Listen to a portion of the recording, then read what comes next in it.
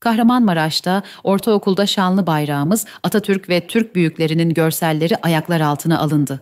Kahramanmaraş'ta bulunan Umut Konteyner Kent Ortaokulu'nda tepki çeken bir olay yaşandı. Türk bayrağı, Gazi Mustafa Kemal Atatürk ile Selçuklu ve Osmanlı dönemine ait devlet büyüklerinin görsellerinin bulunduğu eğitim materyalleri okul içerisinde yere atıldı.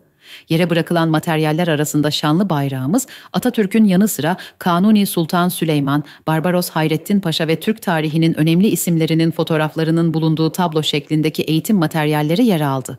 Öğrencilerin bu görsellerin üzerinden yürüdüğü, bir kısmının ise ayaklar altında kaldığı görüldü.